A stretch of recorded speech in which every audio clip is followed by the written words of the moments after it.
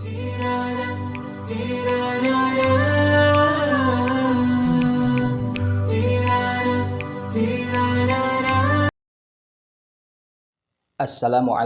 warahmatullahi wabarakatuh. Bismillahirrahmanirrahim. Masih dalam kajian tahsin. Kali ini kita akan mempelajari bersama tentang satu kaidah di mana saya yakin semua sudah pada tahu tentang kaidah ini, yakni kaidah pantulkan suara.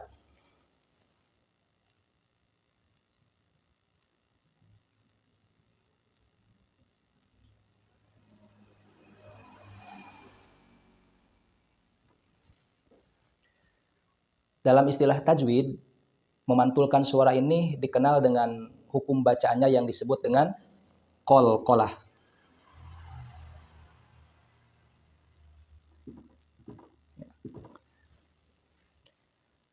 Sebenarnya ada 5 huruf, berarti hanya 5 huruf saja untuk kaidah pantulkan suara ini.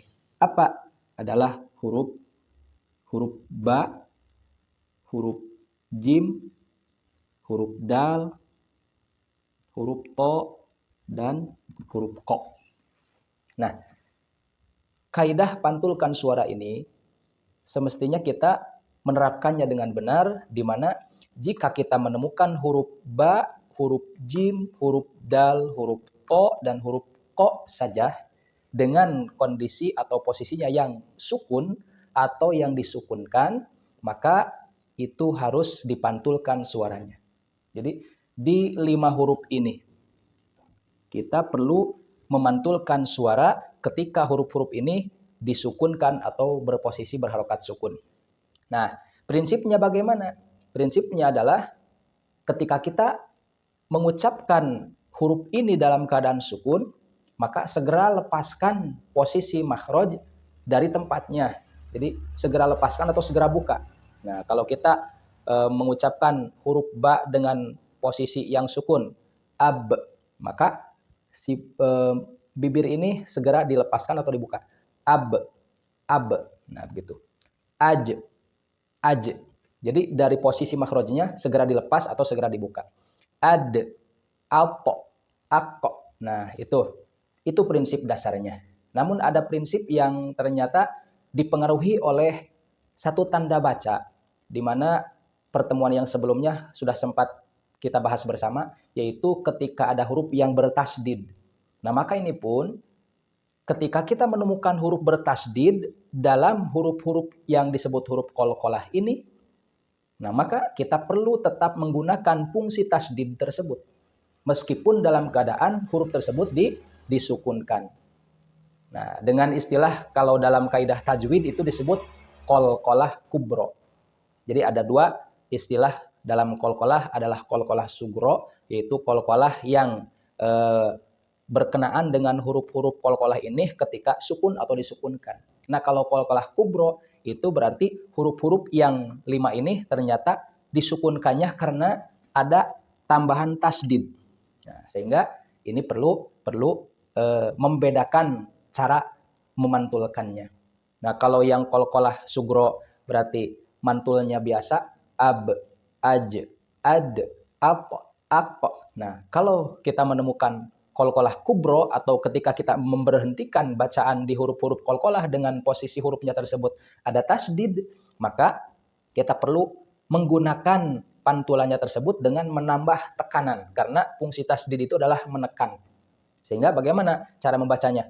Ab, ab, ab, aj, ad, ato, ako. Jadi ditahan dulu. Ya, jadi ada penekannya, bukan ditahan. Ada penekanan di sana karena ada fungsi tasdid. Nah, itu barangkali kaidah pantulkan suara. Kita ambil contoh untuk pantulkan suara yang kondisinya adalah kubro. Ya, kita ada contohnya di surat Al-Lahab. Abi lahabiu. Nah, wataba. Abi lahabin watab. Nah, ini ada huruf ba, dan huruf ba tersebut ada tasdidnya. Harokat semulanya adalah harokat fathah. Di sini ada ayat pertama. Tabbat tabbat yada abi lahabi wa tab. Nah, wa tab itu kubro karena ada tasdid.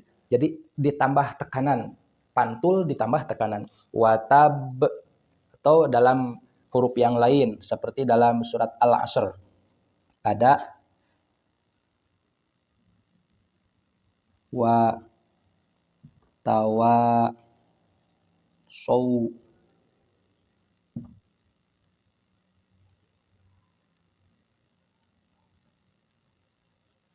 Nah, bil haqqi. Nah, ada haqqi. Di mana haqqi ini huruf qaf, huruf qalqalah dan di atasnya ada tasdid. Sehingga kita pun perlu membacanya sama seperti prinsip yang ini. Yaitu pantulkan disertai dengan tekanan. Wa tawasaw bil haqq. Haqq. Wa tawasaw bil haqq. Haqq. Nah, itu qalqalah kubro. Adapun yang lainnya itu qalqalahnya sugro sehingga mantulnya hanya biasa saja. Dengan prinsipnya tadi, segera lepaskan atau segera buka posisi makhrajnya di huruf-huruf yang berkenaan dengan huruf qalqalah ini. Baik, untuk lebih lancarnya kita praktikkan dengan menerapkan prinsip-prinsip yang sudah kita bahas bersama dan ditambahkan dengan prinsip yang ini adalah pantulkan suara. Kita ambil untuk praktik di surat Al-Adiyat. A'udzu billahi minasyaitonir rajim. Bismillahirrahmanirrahim. Wal 'adiyati dhab. Nah, itu ada huruf ba. Yang mad perlu diperhatikan kembali, yang harus dibaca dua maka bacalah dua harokat, dan yang perlu dibaca lebih maka gunakan kesempatan lebih tersebut. Dua harokat. Wal 'adiyati dhabha.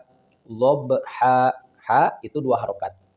Wal 'adiyati dhab itu mantul dengan mantul yang biasa. Wal 'adiyati dhabha. Fal muriyati qad, mantul juga. Qadha. Fal mughirati sub. Fal mughirati subha. Fa'atharna bihi naq. Itu ada huruf qaf yang disukunkan. Fa'atharna bihi naq'a. Fawasat. Ada huruf to disukunkan. Fawasatna bihi jam'a. In ditahan sambil ditekan. Innal, ada nun tasdid. Innal insana lirabbihi lakanud. Dipantulkan lakanud. Wa in ditahan lagi dan ditekan. Wa innahu ala dzalika lasyahid. Syahid pantul. Wa in ditahan. Wa innahu dua harokat. Wa innahu lihubbil khairi lasyadid. Afala ya'lamu idza bu'thira ma fil qubur wa hussila ma fis sudur. In ditahan. Inna rabbahum bihim yawma idzin la khabir. Nah, begitu. Jadi perhatikan kembali, yang dipantulkan suaranya hanyalah di 5 huruf ini. Huruf ba, huruf jim, huruf dal, huruf o, dan huruf qaf. Maka selain yang 5 huruf ini tidak perlu memantulkan suara. Nah, ada beberapa yang mempraktikkan bacaannya ternyata kurang tepat ketika memantulkan huruf. Di huruf ghin biasanya atau di huruf lam. Kenapa? Ya karena tadi prinsipnya dia tidak dipakai. Ketika mengucapkan huruf tersebut yang seharusnya segera dibuka, nah ini malah tidak di posisi huruf-huruf ini. Tidak segera dibuka sehingga tidak mantul. Yang seharusnya jangan dibuka, malah dibuka. Sehingga maka terdengarnya suaranya mantul. Ya. Kita sering mendengar gitu ya, kalau kita sedang mendengarkan bacaan Al-Fatihah misalkan. Ghairil mag. Nah maka huruf ghin itu bukan huruf qalqalah. Jadi jangan dipantulkan. kita sering mendengar goiril mage. Nah, itu sudah salah.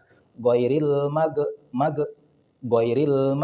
Nah, itu salah. Jadi tidak perlu dipantulkan selain huruf yang 5 ini. Dalam posisinya sukun atau disukunkan dengan dua prinsip. Prinsip pertama yang sugro yang biasa mantulnya, dan prinsip yang kedua yang kubro, yaitu yang disertai dengan tekanan karena ada tasdid di atasnya tersebut. Sekian mungkin yang dapat kita pelajari dalam kesempatan kali ini. Semoga berkah dan bermanfaat. Wassalamualaikum warahmatullahi wabarakatuh.